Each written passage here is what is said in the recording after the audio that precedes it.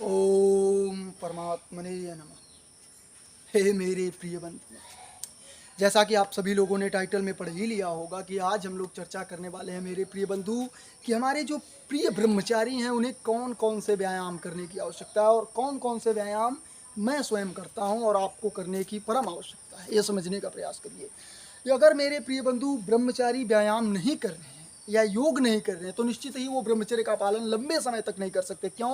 क्योंकि मेरे प्रिय बंधु व्यायाम से ऐसे ऐसे हमारे अंदर से जो गलत पदार्थ हैं, जैसे हमने भोजन किया तो शरीर को जितने भी प्रोटीन और जो भी कुछ चाहिए वो शरीर ग्रहण कर लेगा और जो कुछ गलत है, विषाक्त है, बेकार है, उसे शरीर बाहर निकालने का प्रयास करेगा मल के द्वारा, मूत्र के द्वारा। वो बाहर निकल गया। परंतु मेरे प्रिय बंधु अन्य प्रकार की जो गंदगी है, जैसे में हम लोगों के मुख से कफ निकलता है, मेरे प्रिय बंधु क्या कहते हैं कि नासिका से भी कुछ न कुछ निकल रहा है, कफ या फिर जो भी है, तो ये सब गंदगी मेरे प्रिय बंधु शरीर जो है अंदर से अपने आप निकालता रहता है। क्यों?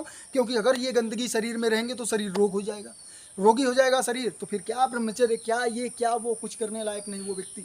तो मेरे प्रिय बंधु शरीर ये सब निकालता रहता है। परंतु सबसे महत्वपूर्ण है जो छोटे छोटे मेरे प्रिय बंधु बहुत ही सूक्ष्म कण होते हैं, उन्हें ये शरीर पसीने के द्वारा निकालता है। और जो व्यक्ति व्यायाम नहीं कर सकते वो पसीना कैसे बहाएंगे? और पसीना नहीं निकलेगा शरीर से तो निश्चित ही वो व्यक्ति रोगी होगा, रोगी होगा मेरे प्रिय बंधु। रोग से उसे कोई नहीं बचा सकता, क्योंकि पसीना मेरे प्रिय बंधु हजारों प्रकार के जो भी हमारे कीटनाशक, जीवाणु, कीटाणु, विषाणु जो हमारे शरीर को क्षतिग्रस्त करने वाले हैं, खत्म करने वाले हैं, रोगग्रस्त करने वाले, उन्हें निकालने में महत्वपूर्ण योगदान देता है ये पसीना मेरे प्रिय बंधु।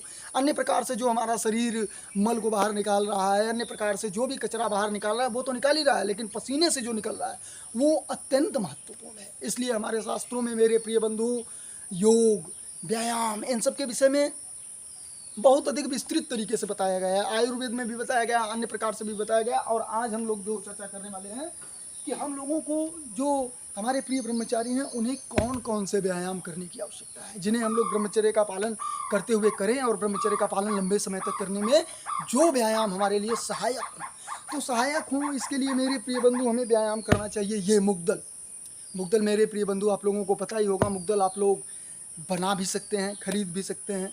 और आप चाहें मेरे प्रिय बंधु तो इस मुग्दल को ना बना पाएँ तो सीमेंट उमेंट से जो बनाया जाता है गदा की टाइप, पहले वो बनाकर छोटे से शुरू करेंगे तो ही आप मुग्दल को घुमा सकेंगे। इतने बड़े मुग्दल को घुमाने के लिए मेरे प्रिय बंधु ये समझिए कि बहुत ही ताकत की आवश्यकता होगी, बहुत ही अधिक ताकत की आवश्यकता होगी, तब जाकर आप ये इतना बड़ा मुग्दल घुमा सकेंगे। एक हाथों से, दो हाथों से घुमाना तो आसान ही होगा, परंतु दो हाथों से भी घुमाना आसान नहीं होगा। आप लोग घुमाने का प्रयास करिएगा, फिर कमेंट में बताइएगा कि हमने घुमाया, घुमा या नहीं घुमा, ये समझने का प्रयास करिए।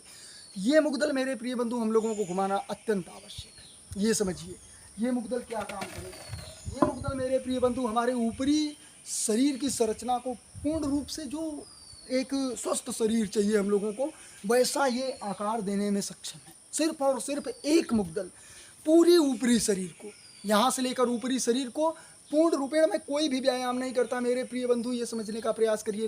ना ही तो मैं जिम जाता हूँ, ना ही तो कुछ करता हूँ, फिर भी हमारा सब कुछ जैसे निकलना चाहिए वैसे ही निकलता चला जा रहा है। क्यों निकलता चला जा रहा है? क्योंकि परमात्मा की कृपा से मैं ये मुग्दल, और परमात्मा की कृपा से वो देखिए जो गदा दिख रहा है आपको, वो गदा मैं घुमाने का प्रयास करता हूँ। और ये आपको करना है। ये करने का मेरे प्रिय बंधु महत्वपूर्ण नियम आप ये समझ लीजिए कि एक बार श्वास को अंदर लीजिए और जितनी बार मुग्दल को घुमा सके घुमाइए। उसके बाद यहाँ पर रोकना चाहें तो रोक सकते हैं, नहीं रोकना चाहें तो फिर सांस छोड़िए और चलते रहने दीजिए, परंतु लंबे सांस लेकर रोक कर करने का प्रयास करेंगे कुंभक के साथ, तो निश्चित ही बहुत जल्दी विकास होगा और बल काफ़ी बढ़ेगा। ये समझने का प्रयास करिए। बिना श्वास को रोके अगर आप व्यायाम कर रहे हैं तो बल काफ़ी कम बढ़ेगा, भोदे बहुत अधिक होंगे। और अगर आप श्वास को रोक कर व्यायाम कर रहे हैं तो भोदे बहुत कम होंगे, धीरे धीरे शरीर का विकास होगा, परंतु बल बहुत अधिक बढ़ेगा। ये समझने का प्रयास करिए। और हमें क्या करना है, एक ब्रह्मचारी को क्या करना है, बल का निर्माण करना है, शरीर का निर्माण नहीं करना है, भोदा नहीं बनना है खस्सी बकड़ी खाकर। हम लोगों को बल का निर्माण करना है मेरे प्रिय बंधु। शरीर में बल होना चाहिए। शरीर देखने में भले ही पतला हो, परंतु जब ये व्यवस्थाएं हों कि कुछ ऐसा आपातकाल पड़े तो 10, 20, 25, 50 लोगों को अकेला ही संभालने का वो ताकत रखने वाला शरीर ऐसा बलवान बनाने के लिए आपको ये प्राचीन व्यायाम करने की आवश्यकता है। अगर आप मेरे प्रिय बंधु जिम जा रहे हैं तो 2 4 10 लोगों को भी संभालना आपके लिए दुश्वार हो जाएगा। और अगर आप ये मुग्दल घुमा रहे हैं तो निश्चित ही बता रहा हूँ मेरे प्रिय बंधु, आप कितने लोगों को संभाल सकते हैं ये मैं कैसे कह सकता हूँ। आप आदरणीय श्री आल्हा उदल को जानते ही होंगे, हमारे महोबा उत्तर प्रदेश में ही पड़ता है मेरे प्रिय बंधु, वहाँ के थे। आज से लगभग 600-700 साल पहले के ये लोग थे। कितने बलवान मेरे प्रिय बंधु, कहने की आवश्यकता नहीं। और सिर्फ उदल एक ही व्यायाम किया करते थे, सिर्फ अखाड़े पर जाकर मुग्दल घुमाना। ये मुग्दल, सिर्फ और सिर्फ मुग्दल ही घुमाना।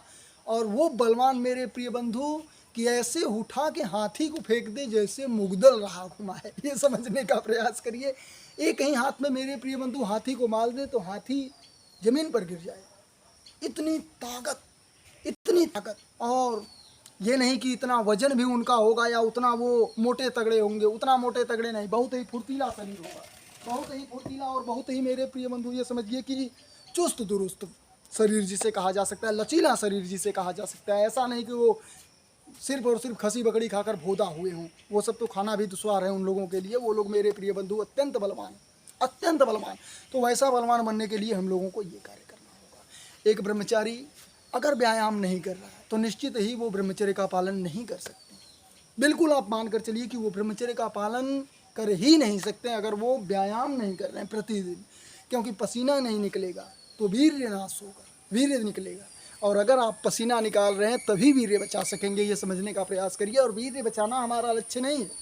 हमारा लक्ष्य अगर सिर्फ और सिर्फ वीर्य बचाना होगा तो निश्चित ही हम लोग ब्रह्मचर्य का पालन नहीं कर सकेंगे। और वीर्य बचाने के चक्कर में बहुत से प्रकार से गलतियां, जो हम लोग 8 नियम जो ब्रह्मचर्य में है उनको छोड़ते चले जाएंगे और सिर्फ इस पर ध्यान देंगे। और ना ये बचेगा ना वो रहेगा। जैसे आदि छोड़ सारी को धावे, आधी रहे न सारी पावे, ये समझने का प्रयास करिए। तो इसलिए हमें अगर बलवान बनना है, ब्रह्मचर्य का पालन करना है तो व्यायाम अत्यंत आवश्यक। बिना व्यायाम के हम लोग ब्रह्मचर्य का पालन कर ही नहीं सकते हैं। और बिना ब्रह्मचर्य के कोई भी व्यक्ति इस दुनिया का बलवान बन ही नहीं सकता। वो बलवान बनेंगे, ऐसा नहीं कि बलवान नहीं बनेंगे। जो मेरे प्रिय बंधु ब्रह्मचर्य का पालन नहीं कर रहे हैं, जो 24 घंटे काम वासना में लगे हुए हैं, उनके अंदर भी थोड़ा बहुत बल है। ऐसा नहीं कि उनके अंदर बल नहीं होगा, वो डोल फिर नहीं पा रहे हैं, चलने लायक उनके अंदर भी बल है, वो भी डोल रहे हैं, वो भी अन्य इंसानों की तरह चल रहे हैं। परंतु एक ब्रह्मचारी के सामने उनका सामना होगा मेरे प्रिय बंधु, तो वो जरा भी नहीं चल पाएंगे। ये समझने का प्रयास करिए, बिल्कुल जरा भी नहीं चल पाएंगे। ऐसा अपना अनुभव है और ऐसा ही शास्त्रों का अनुभव है। शास्त्र में ऐसा ही ज्ञान दे रहे हैं और जो शास्त्र बता रहे हैं उसी को हम आपको बता रहे हैं और अपना अनुभव भी बता रहे हैं। शास्त्र ही कह रहा है कि ब्रह्मचर्य परम बलम, एक ब्रह्मचारी परम बलवान बन सकता है। और ये लोग सिर्फ और सिर्फ छोटे मोटे बलवान बन सकते हैं। एक हाथ में गिर जाने वाले लोग होंगे जो ब्रह्मचारी के आगे जाएंगे, तो ये समझिए। और ब्रह्मचारी मेरे प्रिय बंधु ना ही तो मारी मारा करेंगे, ना ही तो कुछ करेंगे, सिर्फ और सिर्फ आत्मबल देखकर। आत्मबल इतना हो सकता है ब्रह्मचर्य से, कहने की आवश्यकता नहीं। और ये आत्मबल के साथ साथ मेरे प्रिय बंधु हम लोगों के लिए सब कुछ का निर्माण करने वाला ब्रह्मचर्य। ब्रह्मचर्य मेरे प्रिय बंधु ये समझिए कि उन्नति का मूल मंत्र ब्रह्मचर्य। और हम वीडियो मेरे प्रिय बंधु इस समय नहीं बना पा रहे हैं, इसलिए क्षमा चाहेंगे आप लोगों से।